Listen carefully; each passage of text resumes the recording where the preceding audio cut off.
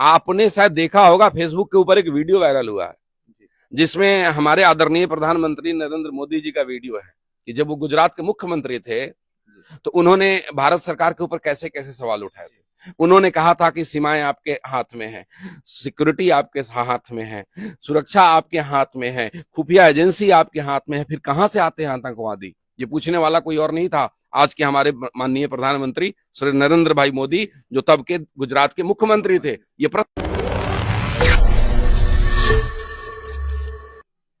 नमस्कार, मेरा नाम है विवेक और आप देखना शुरू कर दिए हैं आवाज न्यूज और NSN India news. Pahalgam attack हुआ है, उसके बाद देश की राजनीति का स्वरूप बदल गया है। कई लोगों का कहना है कि बिहार की चुनाव को देखकर राजनीतिक उथापटकन के लेकर ये अटैक करवाया गया है। एक लोक गायिका है नेहा सिंह राठौर, उन्होंने देश के प्रधानमंत्री पर आरोप लगाया। इस पर बात करने के लिए जन स्वराज के नेता सुबोध तिवारी जी हमारे साथ हैं। सुबोध जी, बहुत बहुत स्वागत है आपका। बहुत बहुत धन्यवाद आपका, और आपके सभी दर्शकों का मैं आभार व्यक्त करना चाहूंगा कि आप आए और मेरी बात अपने दर्शकों तक पहुंचाना चाहते हैं। एक लोक गायिका है और कवित्री भी है नेहा सिंह राठौर। पूरे देश में उनको सुना जाता है और हर एक राजनीतिक के मुद्दे पर वो अपने कविता के माध्यम से कुछ न कुछ बात रखती है।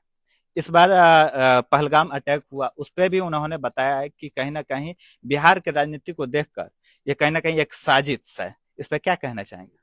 देखिए, ये एक ना बहुत ही संवेदनशील मुद्दा है और इसके ऊपर अगर किसी भी तरीके का कोई स्टेटमेंट देता है तो बड़ी जिम्मेदारी पूर्वक स्टेटमेंट देना चाहिए।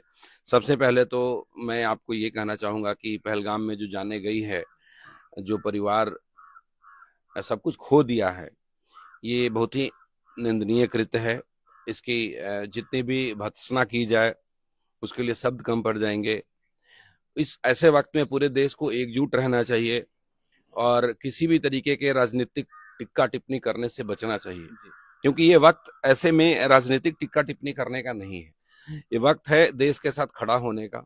अब हमारे पास जो भी केंद्र में सरकार है, जैसे भी हैं, अच्छे हैं बुरे हैं, जनता का चुना हुआ है।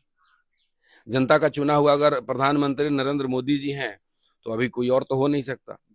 तो हम सब देशवासियों का, हम सभी राजनीतिक दल के लोगों का ये कर्तव्य बनता है कि ऐसे वक्त पे राजनीतिक ना करें और देश के साथ खड़े होकर के उनको, सरकार को मजबूती दें कि ये जो भी घटना हुई है, जिन लोगों भी ने किया है, जो लोग जिम्मेवार हैं, उनको ऐसा सबक सिखाएं कि उनकी आने वाली पीढ़ियां याद करें।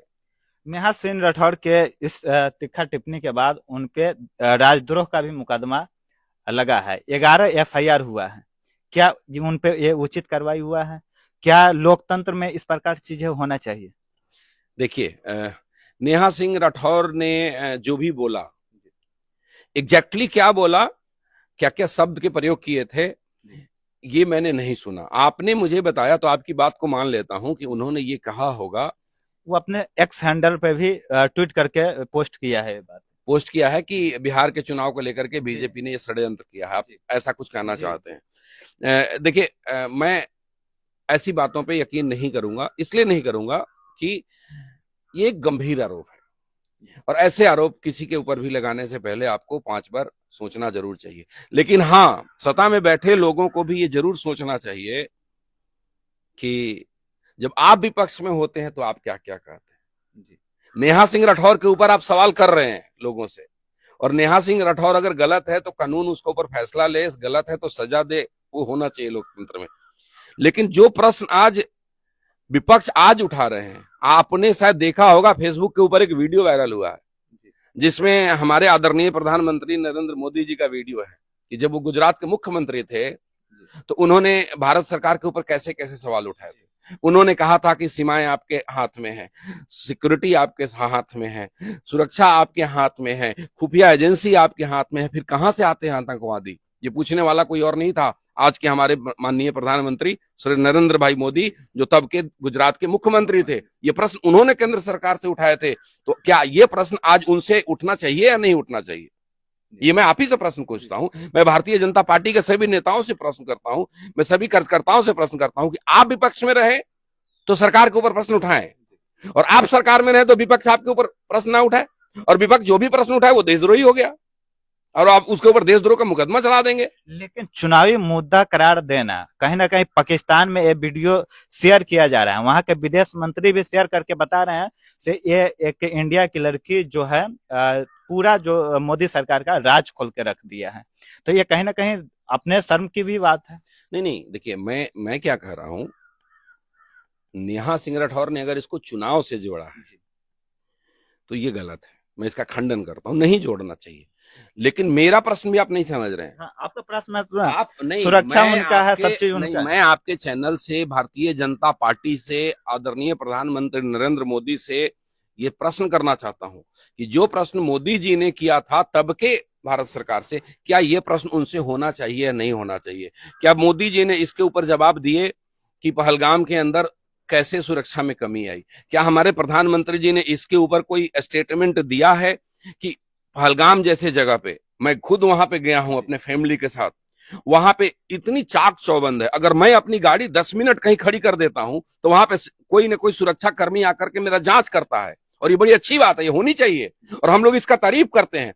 तो जब किसी पर्यटक को 10 मिनट के अंदर कोई जांच एजेंसी आकर के, कोई सुरक्षा कर्मी आकर के जांच करता है, तो कोई आतंकवादी आ गया बंदूक लेकर के, हथियार लेकर के, आपके सुरक्षा कर्मी कहां थे? आपके खुफिया लोग कहां थे? तो प्रश्न तो लोग अपने अपने मन से बहुत तरह के लोग उठाएंगे, लोग उठाने वाले उठाएंगे, कहेंगे। अब ये कोइंसिडेंट है, बिहार में चुनाव होने वाला है तो लोग उठा रहे हैं। हो सकता है कि अगर अभी जल्दी कार्रवाई नहीं किया और 2-3 महीने के बाद कार्रवाई किया तो लोग ये भी कहेंगे कि उस समय कार्रवाई नहीं किया, क्योंकि थोड़ा रुक जाते हैं, बिहार का चुनाव आएगा तो राजनीतिक लाभ लेने के लिए उस समय करेंगे। ये मैं नहीं कह रहा हूं, लेकिन लोग ऐसा कहेंगे और आप लोगों को इसको कहने से रोक नहीं सकते हैं। ये लोग प्रधानमंत्री का कार्रवाई से आप संतुष्ट नहीं है? पाकिस्तान का बॉर्डर बंद कर दिए, वहां पे पानी सिंधु समझौता को रद्द कर दिया। देखिए ऐसा है, कार्रवाई आप कब कर रहे हैं? जब घटना घट गई, 24 घंटे के अंदर। सुनिए, जब घटना घट गई। मेरा प्रश्न ये है ही नहीं, मेरा प्रश्न है कि घटना ना हो इसके लिए आपने कौन से कदम उठाए हैं? भाई, आपकी सड़क दुर्घटना में आपकी जान चली गई, उसके बाद अब सड़क पे आकर के ब्रेकर बनाते रहिए तो ठीक है, बनाइए, स्वागत है, अच्छी बात है।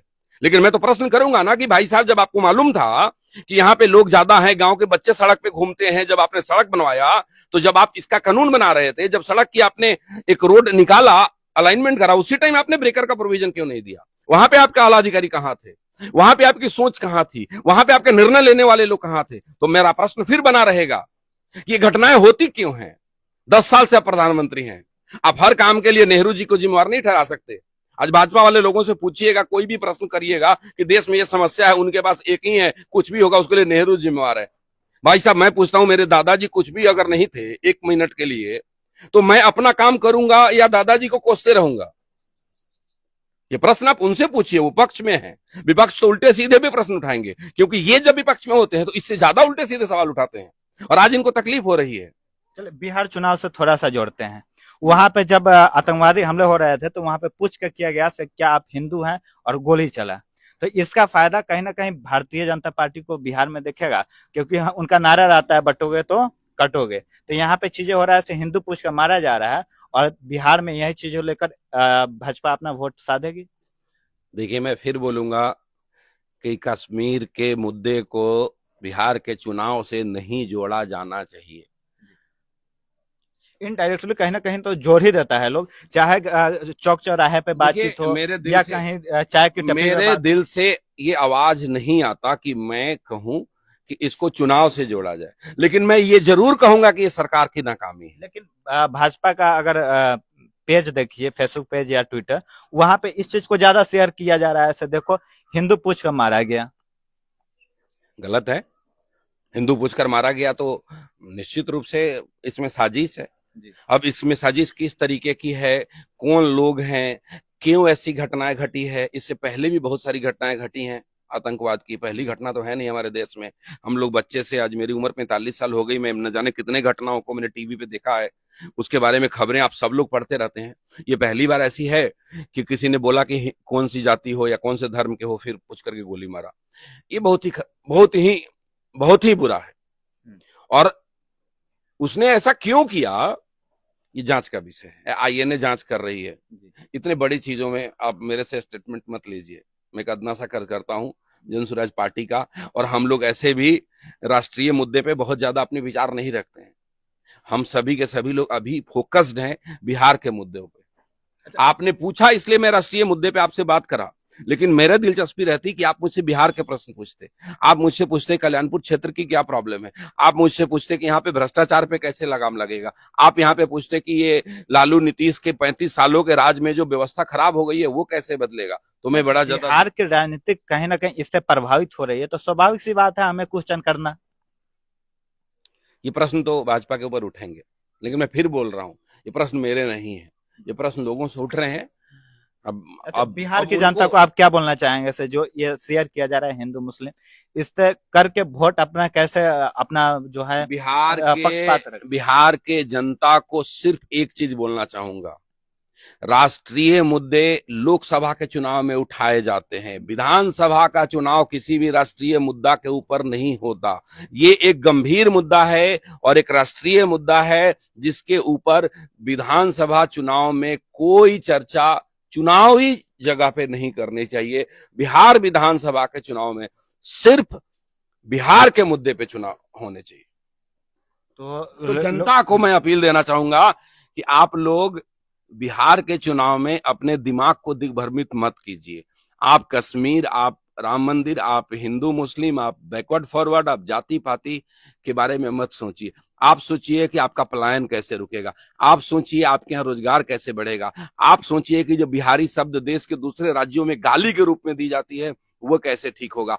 आप ये सोचिए कि आपका बच्चा 12 साल बाद जब 12वीं करेगा तो कैसे स्कूल में पढ़े, उसकी किस तरीके की शिक्षा हो जिससे वो कहीं मजदूरी करने नहीं जाए, वो एक कामयाब इंसान बन सके। इन मुद्दों के ऊपर वोट करिए, ना कि हिंदू मुस्लिम के ऊपर वोट करिए, ना कि मंदिर मस्जिद के ऊपर वोट करिए, ना कि हिंदुस्तान पाकिस्तान के ऊपर वोट करिए। ये सारे मुद्दे होंगे जब 2029 में लोकसभा का चुनाव होगा, इस पर बात करेंगे, उसका जवाब देंगे। अभी सिर्फ बिहार का मुद्दा। ठीक है सूर्य जी, आपका बहुत बहुत धन्यवाद जो इतने बेबाकी से सभी सवालों का जवाब दिया, सभी बातों में बेबाकी से बात किए हैं और सभी चीजों का जवाब दिए हैं। बाकी हमारा ये प्रयास आपको कैसा लगा, सूरज जी से बातचीत कैसा लगा, कमेंट माध्यम से बताएं। और फेसबुक पे देख रहे हो तो फॉलो कर लें, यूट्यूब पे देख रहे हैं तो सब्सक्राइब कर लीजिए। बहुत धन्यवाद और शुक्रिया आप सभी का।